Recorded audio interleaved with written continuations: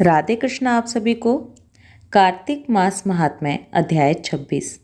राजा पृथु पूछने लगे कि हे नारद जी, आप वेद, शास्त्र तथा पुराणों के जानने वाले हैं, सो कृपा करके यह बतलाइए कि किस देवता की कितनी कितनी परिक्रमा होती हैं और उनका क्या फल होता है। यह वार्ता सुनकर नारद जी कहने लगे कि देवी की 1, सूर्य की 7, अग्नि की 7, गणेश जी की 3, शिव जी की आधी, पितरों की 3 या 4 तथा विष्णु जी की 4 परिक्रमा होती हैं। इस संबंध में ब्रह्मा जी का कहा हुआ एक इतिहास सुनो, जिसमें बृहस्पति जी तथा इंद्र का संवाद है। वैवस्वत मनवंतर में एक समय सब देवताओं सहित इंद्र बृहस्पति जी के पास जाकर उनसे पूछने लगे कि हे गुरुदेव, ब्रह्म काल से पहले यह सृष्टि कैसी थी, इंद्र तथा अन्य देवगण कैसे थे और उनका कर्म कैसा था। यह सुनकर बृहस्पति जी कहने लगे, उस समय की बात तो हम भी नहीं बता सकते, क्योंकि उस समय को 6 मनवंतर बीत चुके हैं।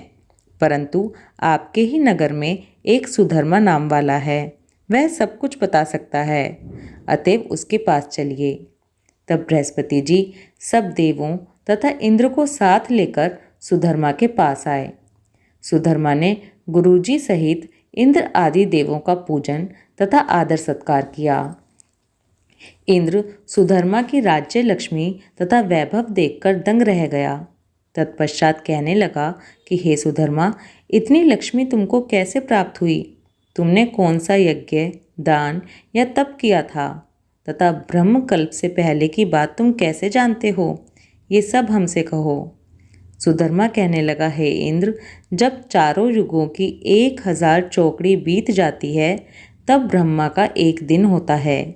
उस एक दिन में 14 मनु और इंद्र होते हैं। जब हम विष्णु लोक में थे, तब वहाँ पर रहते हमारे सामने इतने ब्रह्मा हो चुके हैं कि उनकी गिनती नहीं कर सकते। उसके पश्चात जब हम यहाँ स्वर्ग में आए, सो हमने जो भी अच्छा कर्म किया और जिसके कारण हमने इतनी लंबी आयु पाई, उसको सुनो। पहले जन्म में हम मांस खाने वाले गिद्ध थे। एक समय कार्तिक शुक्ला नवमी को श्री विष्णु जी के मंदिर में बैठे हुए थे। तभी एक शिकारी ने हमको बाण मारा, जिससे हम घायल होकर मंदिर में आ गिरे। उसी समय मांस के लोभी एक कुत्ते ने आकर मुझको पकड़ लिया। उस कुत्ते को देखकर और कुत्ते भी वहाँ पर आ गए। वह कुत्ता उनके डर के मारे मंदिर के चारों ओर चक्कर लगाने लगा। दूसरे कुत्ते भी उसके पीछे पीछे भागते रहे। इस प्रकार सबकी प्रदक्षिणा हो गई। इसी बीच मेरी मृत्यु हो गई। उस प्रदक्षिणा से भगवान बहुत ही प्रसन्न हुए और मुझको अपना परम पद दे दिया। यह बात सुनकर इंद्र को अत्यंत प्रसन्नता हुई और उन्होंने विधि पूर्वक भगवान का पूजन तथा प्रदक्षिणा की। नारद जी कहते हैं, हे राजन, कार्तिक शुक्ला नवमी सतयुग की आदि तिथि है। उस दिन भगवान की पूजा, प्रदक्षिणा, दान, तप तथा यज्ञ करने से कई गुना फल प्राप्त होता है।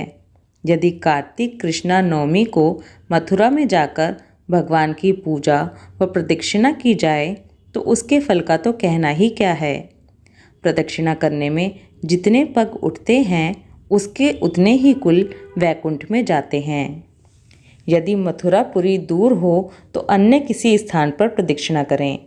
यदि वह भी ना हो सके तो ब्राह्मण, विष्णु की मूर्ति, गौ या गौ के स्थान, शालिग्राम और तुलसी की ही प्रदक्षिणा कर लें। समुद्र पर्यंत सारी पृथ्वी की परिक्रमा करने से जो फल मिलता है, वही शालिग्राम तथा तुलसी की प्रदक्षिणा करने से प्राप्त हो जाता है।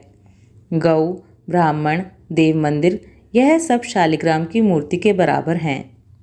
कार्तिक शुक्ला नवमी को ब्राह्मण, गौ, देवालय, तुलसीवन, साधु, वैरागी, जीवन मुक्त, गृहस्थ, वेद, उपवेद तथा पुराण, यह सब गांव में ही वास करते हैं।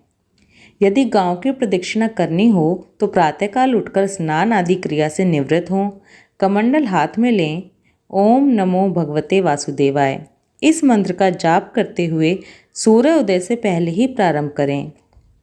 ब्राह्मण, देवस्थान तथा शालिग्राम की मूर्ति की प्रदक्षिणा सूर्य उदय के बाद भी की जा सकती है।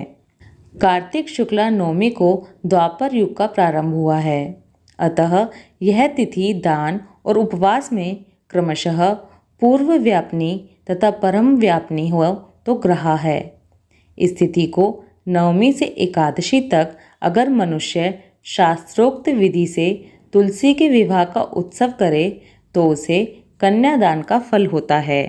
कार्तिक मास महात्म अध्याय 26 समाप्त। ओम नमो भगवते वासुदेवाय। राधे कृष्णा।